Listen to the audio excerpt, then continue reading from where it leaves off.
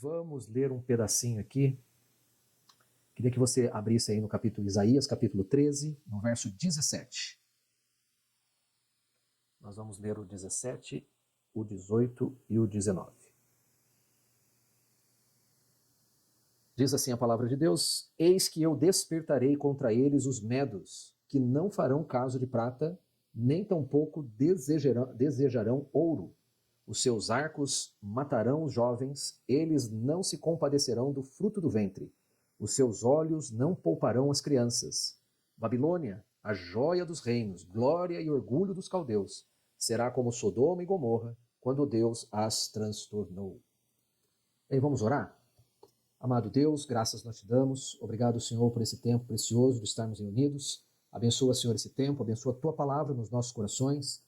Senhor, abençoa aqueles que chegaram, aqueles que ainda vão chegar e aqueles que não puderam, Senhor, que estão como o Lucas, que foi visitar a sua mãe, Pai. Abençoa, Senhor, as nossas vidas e, Senhor, que esse estudo seja algo impactante para nós, algo que nós possamos ver o agir de Deus nos governos humanos e saber que o Senhor é o Todo-Poderoso, que está tudo, Senhor, debaixo das tuas mãos. Obrigado, Senhor, por esse tempo. Coloca, Senhor, entendimento para que nós possamos entender, Senhor, essas palavras e que teu Espírito Santo ministre aos nossos corações. Em nome de Jesus, que nós te agradecemos com ações de graças. Amém, Senhor. Amém. Chegou a Glória aí, boa noite, Glória. Chegou a Nara, boa noite. Sejam bem-vindas. Bem, eu li aí o capítulo 13 de Isaías, nós lemos o versículo 17, 18 e 19. E hoje nós estamos no estudo 4 e nós vamos ver aqui algumas coisas que nós temos a respeito das profecias de Isaías, né? Então nós vimos, só fazer uma recapitulação, eu gosto de fazer isso para a gente trazer à memória aquilo que a gente já estudou, né? Então nós vimos aí no capítulo 1 até o capítulo 5 de Isaías, nós vemos a mensagem, né, que Deus coloca nas palavras de Isaías, a mensagem de que Israel abandone o pecado e volte-se para Deus.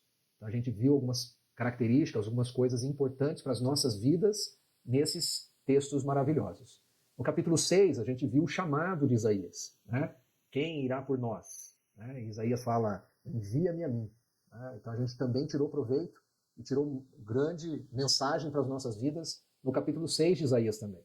Depois nós vimos aí o capítulo 7 até o capítulo 12, nós vimos em duas partes, né? Nós vimos a primeira parte num estudo, num dia, e na outra semana a gente viu a finalização, e esse capítulo, do capítulo 7 ao capítulo 12, é conhecido como o livro do Emanuel. É o que revela de forma mais clara e eloquente a profecia sobre o nascimento, a vida e a autoridade do Messias, que nós já sabemos quem é. É o Senhor Jesus. Isaías talvez não tivesse o nome, não soubesse exatamente quem seria, mas nós já sabemos e conseguimos fazer essa relação do que aconteceu na época de Jesus com o que aconteceu na época de Isaías, quando ele deu essa profecia. E agora, nesses capítulos próximos, né, tem 11 capítulos para a gente ver, então vai do capítulo 13 até o 23, Isaías ele profere algumas mensagens contra nações estrangeiras.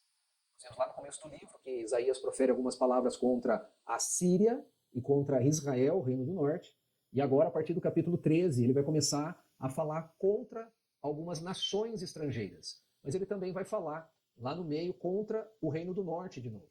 Então, ele vai ao todo, nesses 11 capítulos, ele vai falar profecias contra 12 nações que existiam naquela época dele.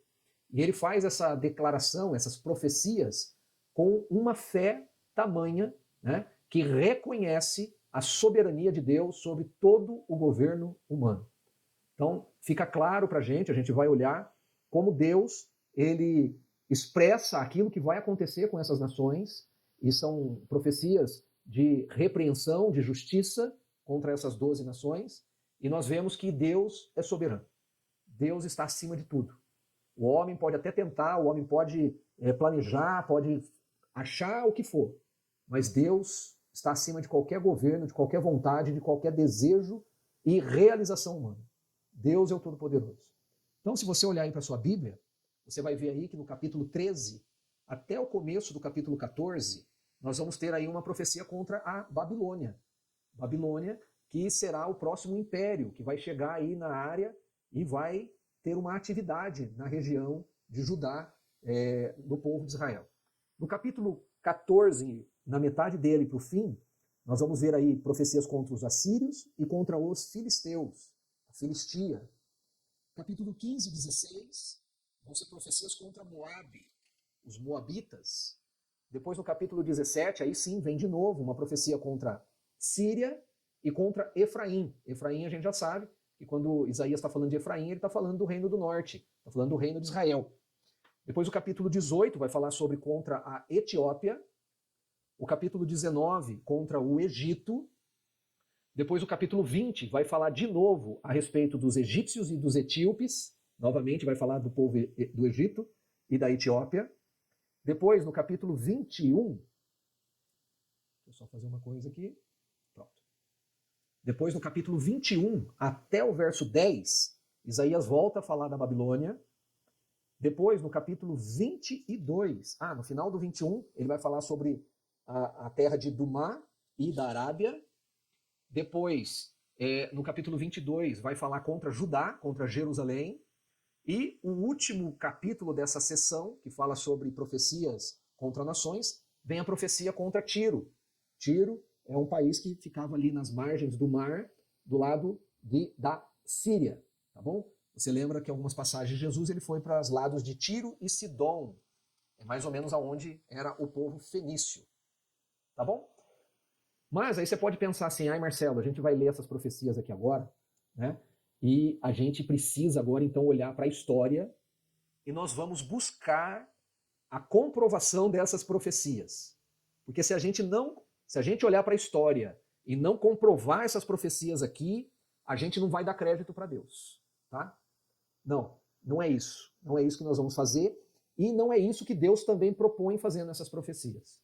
Isaías, ele declara contra essas nações profecias e Deus está declarando essas profecias não com esse intuito de que a gente compare com a história para ver se o que Deus fez é verdade. Não é isso que ele quer. Vamos lembrar que a Bíblia não é um livro da história. Não é um livro de história. Lógico, ela contém uma historicidade, mas ela não tem a pretensão, a Bíblia não tem a pretensão de ser um livro de história. História com H maiúsculo. Aquela história que você estudou na escola, né? Dos povos antigos e tudo mais. A Bíblia não tem essa pretensão de falar, não, agora a Bíblia é um livro de história e nós vamos estudar a história através da Bíblia. Não. A Bíblia é um livro espiritual. Como eu disse, ela contém uma historicidade, ela tem a história dentro dela, mas o propósito dela não é apresentar para a gente a história da humanidade, nada disso. A Bíblia é um livro espiritual. Tá? A Bíblia é um livro espiritual. Então, nós temos que entender que a história, com H maiúsculo, na história, não foram registrados todos os fatos na sua totalidade. Não foi registrado. Leva-se em consideração que, normalmente, o que está registrado na história é a versão dos vencedores. Sempre foi assim, sempre vai ser assim. A história, ela omite os fracassos e as derrotas do povo que foi derrotado. Sempre vai ser assim. Marcelo, por que a gente vai lá no Egito e tenta achar em algum lugar o êxodo do povo judeu e não consegue achar naquele monte de desenho, que são aquelas letras hieroglifas, né? Se você pegar qualquer imagem de uma tumba egípcia ou de um palácio egípcio antigo, você vai ver aqueles desenhos desenhados na parede ou pintados na parede. Aí você fala assim, Marcelo, mas se a gente for lá e a gente procurar o êxodo dos judeus quando eles saíram do Egito, nós vamos achar? Não, não vai achar. Por quê? Porque isso foi uma derrota para o Egito. Então ninguém registra na história as suas derrotas, somente as suas vitórias. Então a história, ela é fragmentada. A história, ela tem perdas de informação, né? Então, nós também temos poucos registros das nações que a gente vai estudar aqui. Você viu aí que tem Dumá, tem Arábia. A Arábia que está falando aqui não é a Arábia Saudita de hoje. A Filistia que está aqui, que muitos comparam com a Palestina de hoje, não tem nada a ver uma coisa com a outra. A Síria não tem nada a ver com o Irã, não tem nada a ver com o Iraque, não tem nada a ver. tudo que nós temos hoje não tem nada a ver com este passado distante. E os atos que essas nações registraram, os atos das nações da antiguidade que chegaram até os nossos dias, elas têm informação muito pouca. Elas têm muita informação restrita, fragmentada, né? E essas informações, elas chegaram até nós muito porque elas foram registradas em pedra ou registradas em plaquinhas de argila. Por quê? Porque naquela época não tinha papel. Ah, Marcelo, tinha o papiro. O papiro pode ser aproximado ao nosso papel de hoje. Mas ele não tem nada a ver com o nosso papel de hoje, o papiro. E ele, por ser um produto feito de folhas, né, ele é um produto vegetal. Ele estraga. Ele apodrece, ele se perde. Ah, Marcelo, mas também tem o pergaminho. O pergaminho é couro de animais. Legal, o pergaminho dura mais, mas ele também se perde com o tempo. Nós estamos falando aqui de civilizações que estão há 5, 6 mil anos para trás. Então nós não temos, nesse tempo todo, como saber. Inclusive, provavelmente existiram nações anteriores a essas que a gente nem sabe se existiram. Por quê? Ou porque elas não deixaram registro, ou porque esses registros ainda não foram encontrados pelos homens modernos, ou porque não se sabe o porquê. Então, para você entender que a nossa ideia aqui é de olhar essas profecias e ver aquilo que corresponde ao que nós podemos saber que aconteceu, e também não é para ficar olhando para as profecias, para ficar achando, para saber se elas foram cumpridas. Porque nós não temos toda a história de cada um desses países. Nós não sabemos o que aconteceu com eles.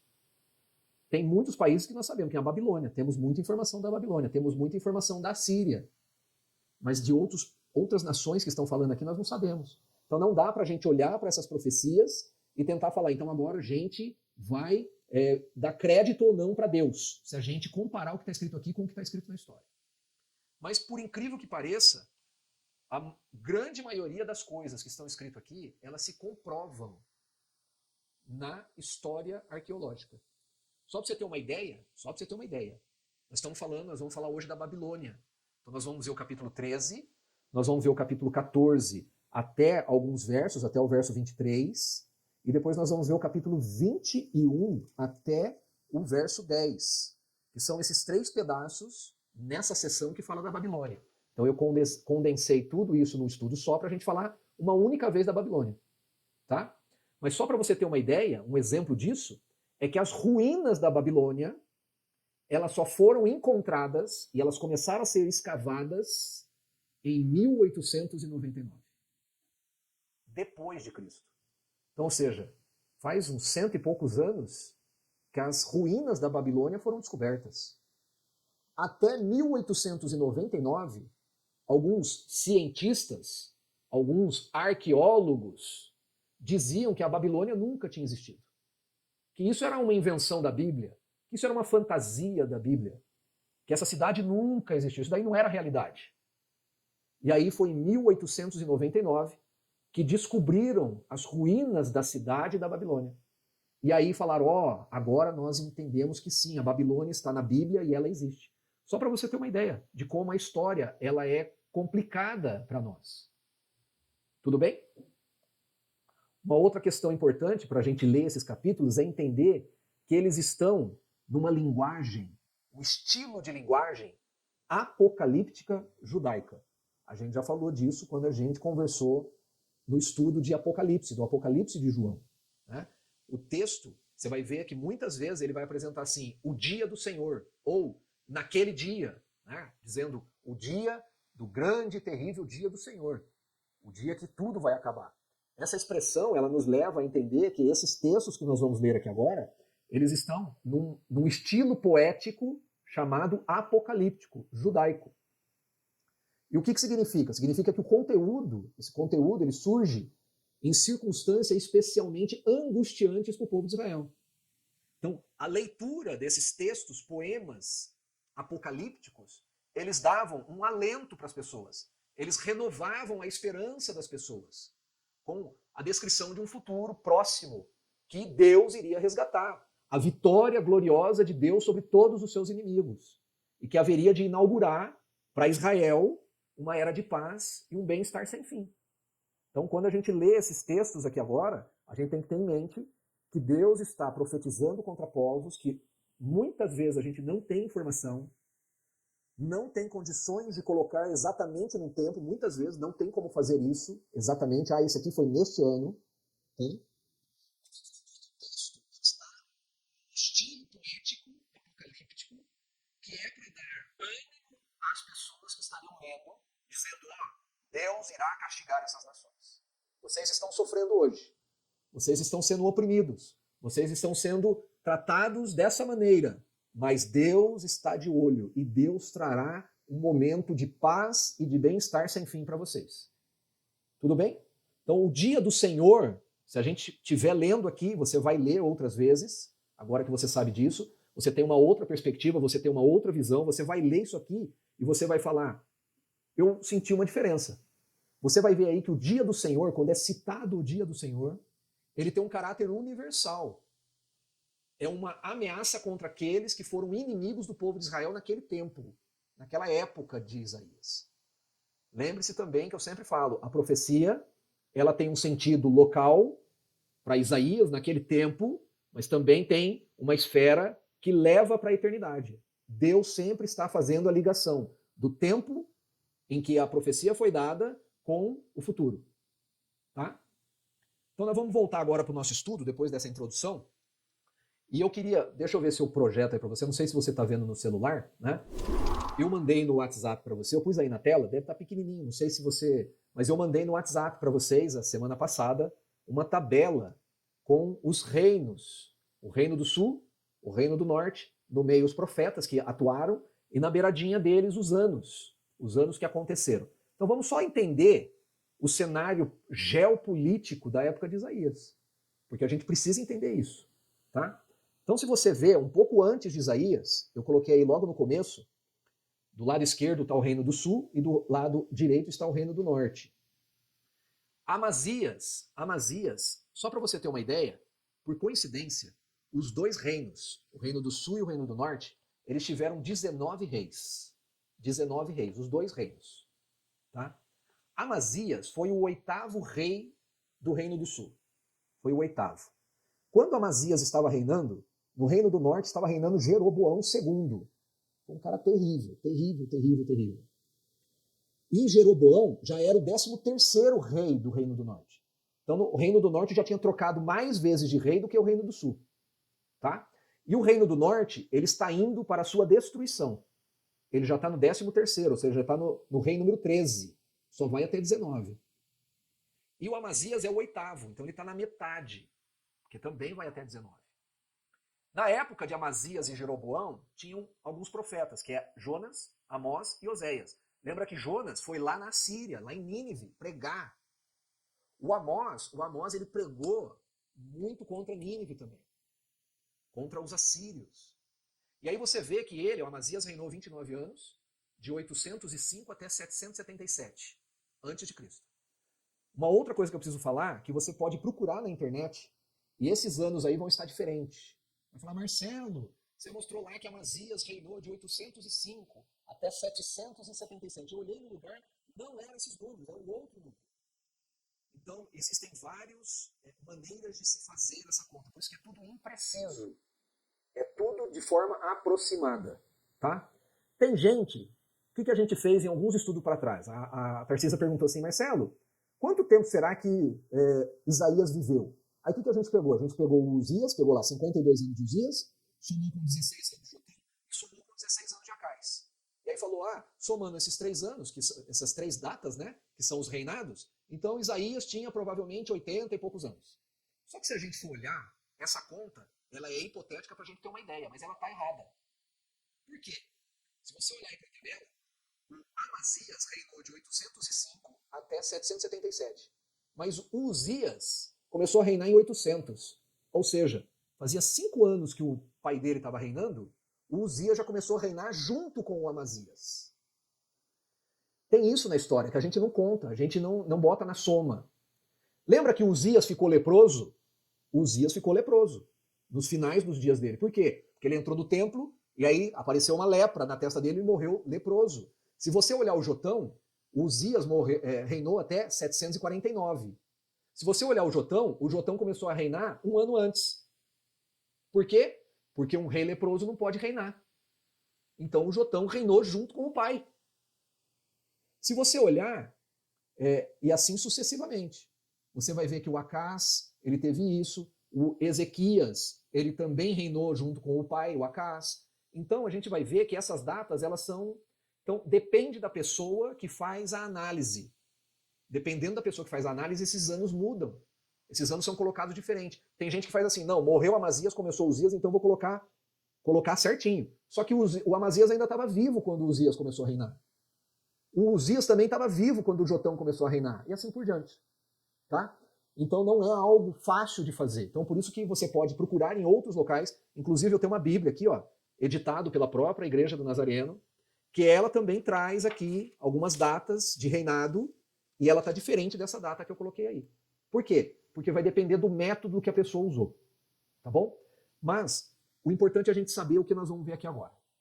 Tudo bem? Então a gente vai ver que Isaías e Miqueias, eles tiveram um ministério profético mais ou menos juntos. Isaías começou com Uzias e foi até Manassés, né? A gente sabe que historicamente Manassés é que matou, né? O Isaías. O Miqueias foi na época do Jotão. E só para a gente ver, eu coloquei algumas coisas aí, enquanto Uzias reinava, só para você ter uma ideia, porque a gente às vezes fica só focado no que a gente está vendo e esquece de ver as outras coisas. Olha que interessante, enquanto Uzias estava reinando, a cidade de Roma foi fundada. Nos últimos anos de Uzias, como rei de Judá, enquanto ele reinava em Judá, lá em Roma, a cidade de Roma estava sendo fundada. A Roma, que seria mais para frente um império, estava nascendo, era um bebezinho.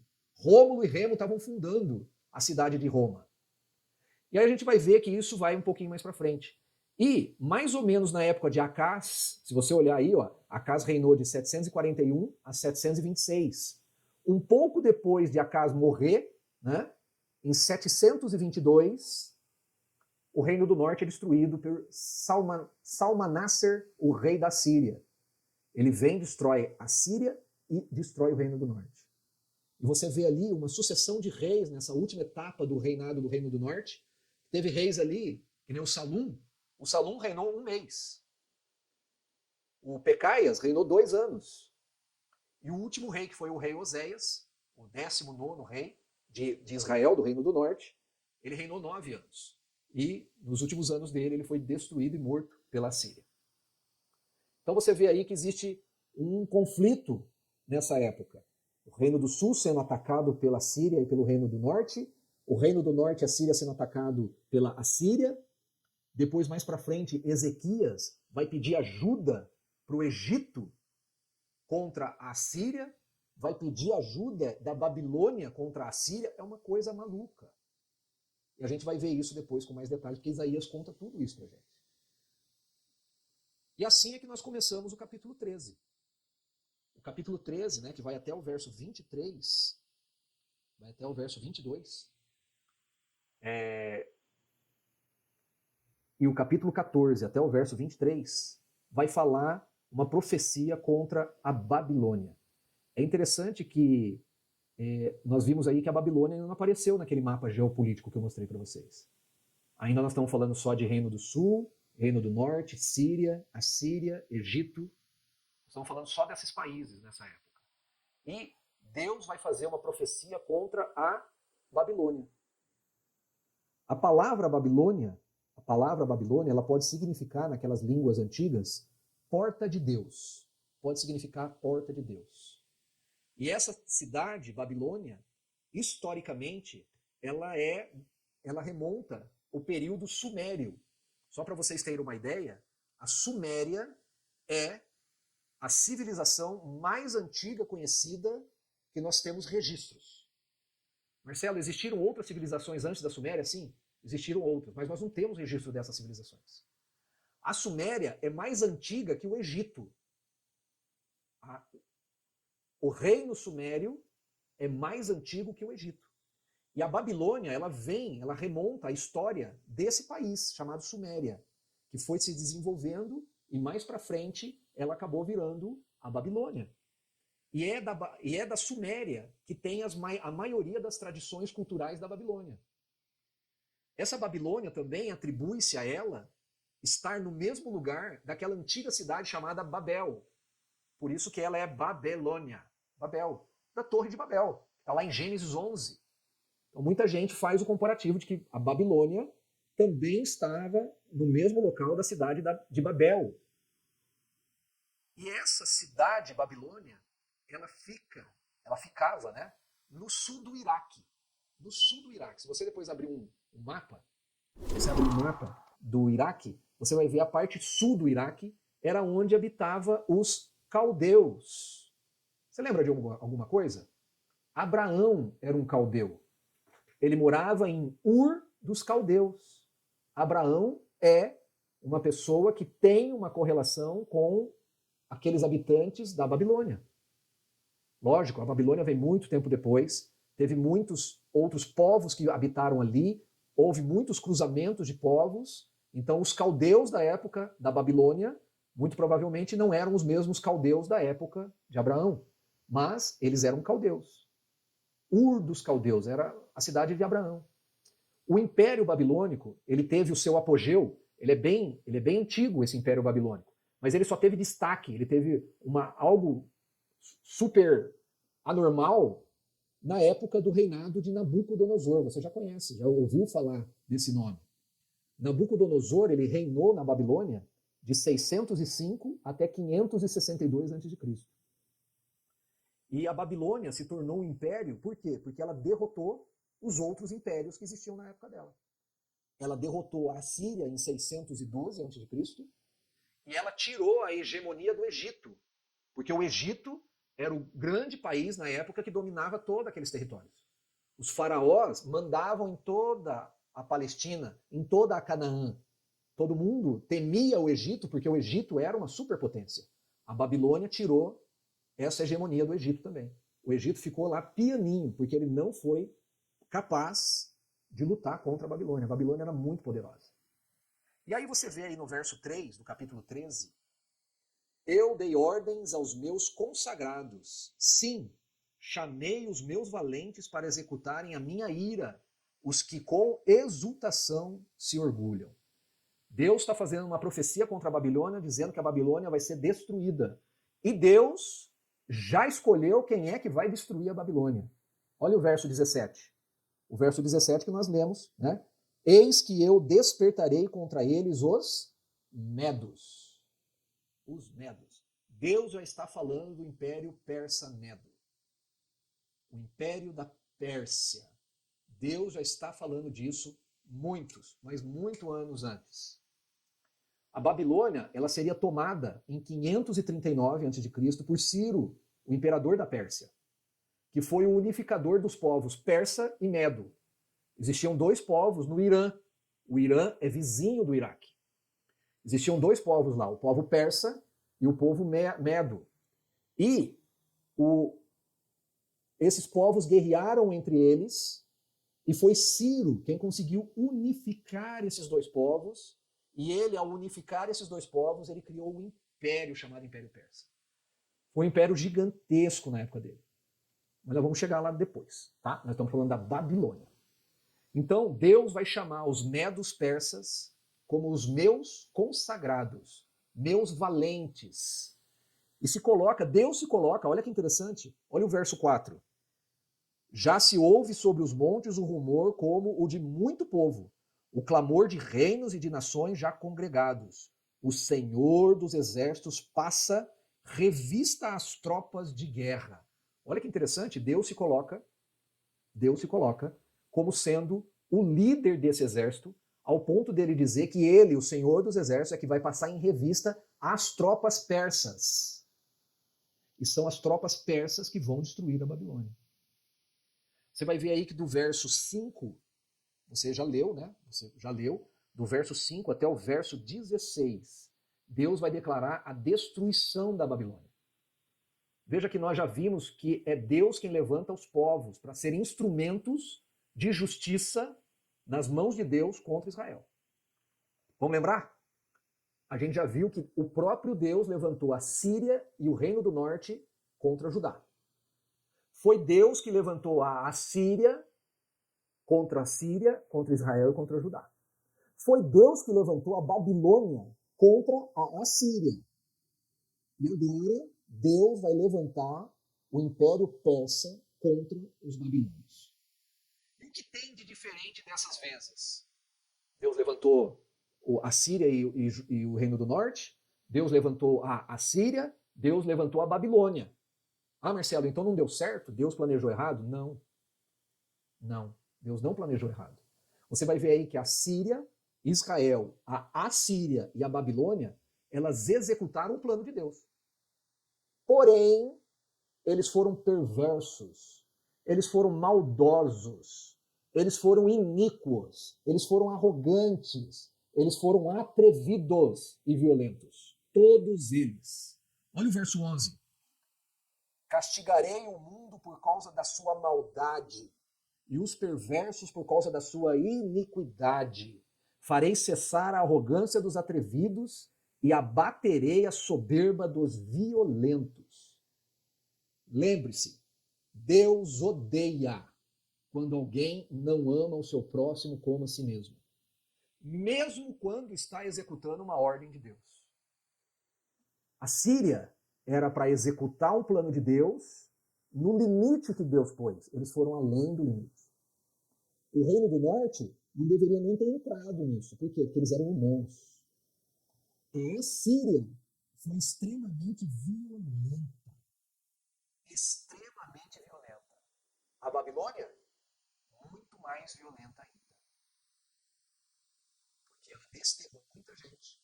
E ela matou muita gente.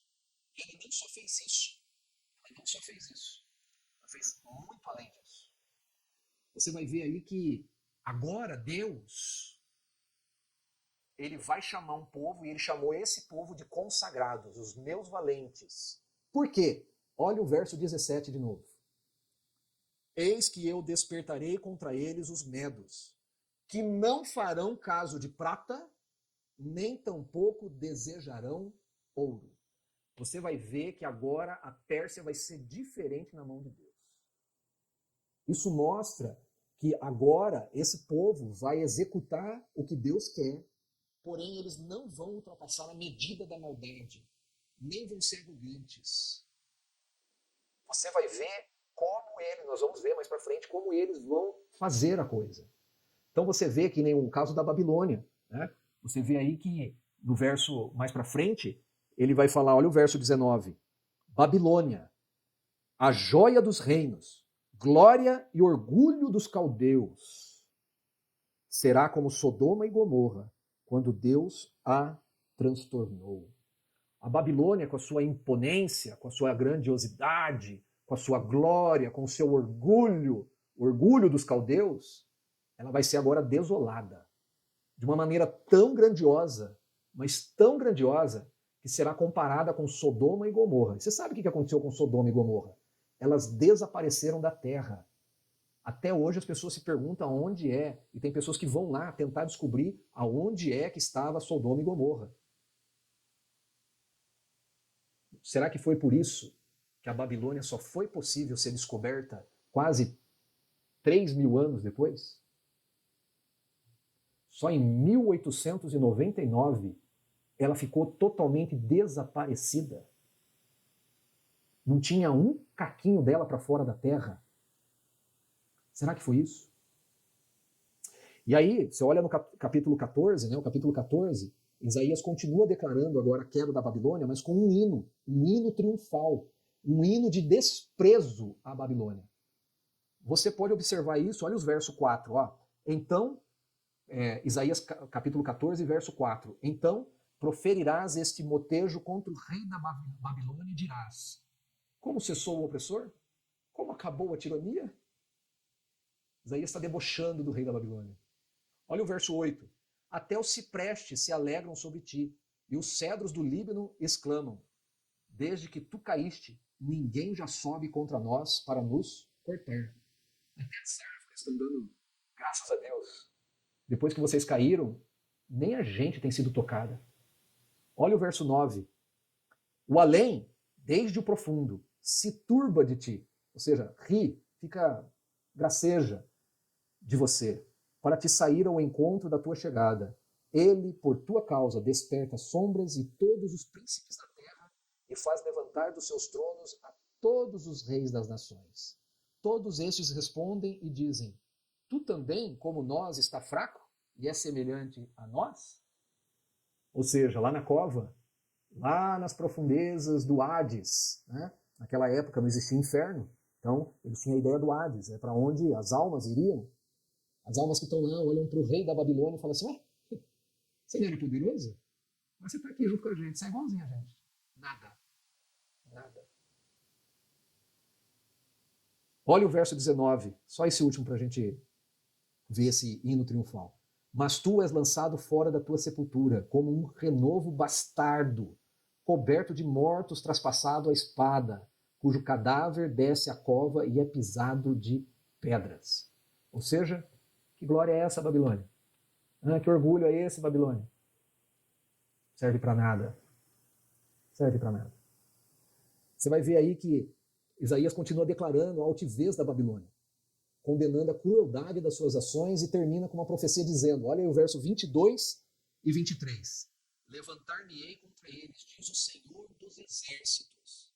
Exterminarei de Babilônia o nome e os sobreviventes, os descendentes e a posteridade, diz o Senhor. Reduzi-la-ei a possessão de ouriços e a lagoas de águas. Varrê-la-ei com a vassoura da destruição, diz o Senhor dos exércitos. Cara, que coisa, que coisa. Alguém levantou a mão? Escutei um barulhinho? Marcelo, cuidado com o horário. Ai, meu Deus. É o horário, gente. Escutei um barulhinho. É a chefe do sino. Já está acabando, chefe do sino, já está acabando. Estou de olho no horário ali, ó. Ai, meu Deus do céu. Bem, mas em contraposição a isso,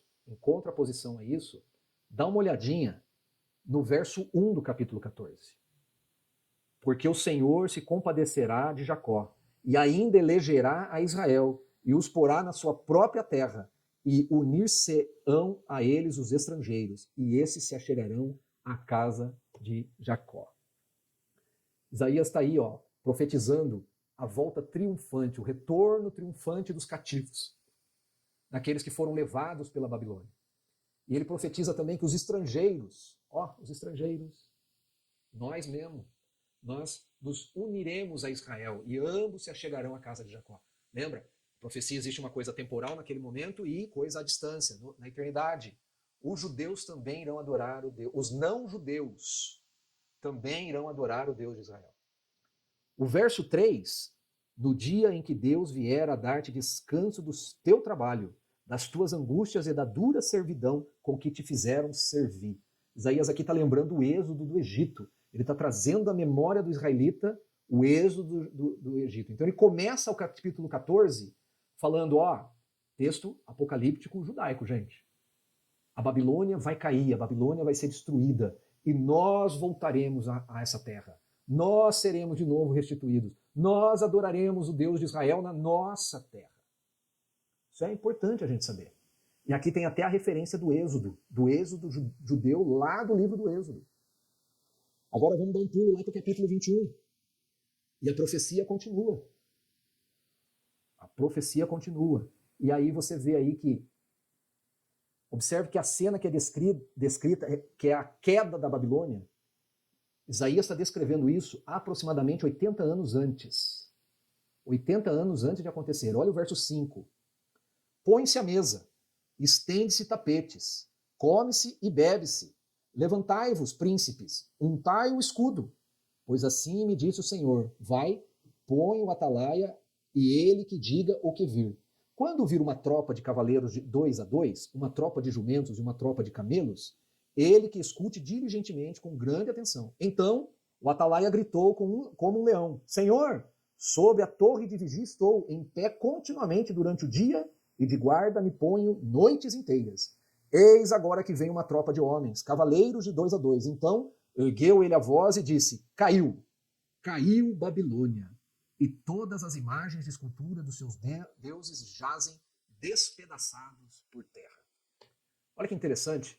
A história com H maiúsculo, e a própria Bíblia diz que a Babilônia foi conquistada numa noite, quando eles estavam festejando.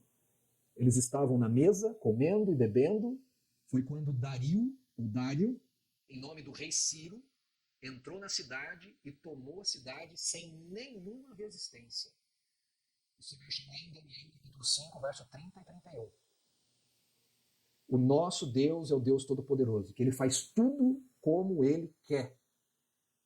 A profecia contra a Babilônia, ela nos diz muitas coisas importantes.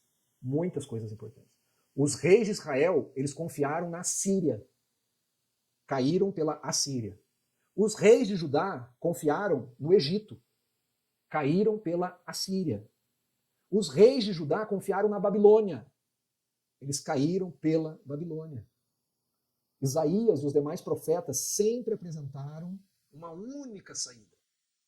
Confia no Senhor dos Exércitos. Confia no Deus Todo-Poderoso. Deus salva o pecador das consequências do pecado, que é a morte, para que todo que confia em Cristo tenha vida e vida eterna. Então o que essa profecia dá para a gente aqui? Dá esse entendimento de que nós não devemos confiar nas coisas desse mundo. Porque, como eu já disse no estudo passado, naquilo que a gente confia neste mundo pode se voltar e ser o nosso pior inimigo. A gente às vezes confia no dinheiro, o dinheiro pode se voltar contra e ser o nosso pior inimigo. A gente confia no trabalho, confia no trabalho, o trabalho pode se tornar o seu pior inimigo. Ah, eu confio em tantas outras. Você pode ter um grande inimigo confiando nessas coisas. O que nós devemos fazer? A nossa confiança está em Cristo Jesus. Vocês viram que Isaías apresentou o Messias no capítulo 7 até o capítulo 12. Para começar a falar das profecias contra as nações no capítulo 13. A mensagem é: confia no Senhor. Confia em Jesus Cristo. É Jesus Cristo que nos salva da ira de Deus, do domínio do pecado e do poder da morte. A nossa salvação envolve confiar em Jesus Cristo que morreu por nós. Uma morte expiatória. Que Jesus Cristo vive em nós por meio do Espírito Santo. Onde está escrito isso, Marcelo? Depois você olha lá. João capítulo 15, verso 4. João capítulo 17, verso 26. Colossenses capítulo 1, verso 27. E nós vivemos em Cristo. Se Cristo vive em nós, nós vivemos em Cristo. Nós estamos unidos com Ele na sua morte e na sua ressurreição. E aonde está escrito isso, Marcelo? Romanos 6, do verso 3 ao verso 10.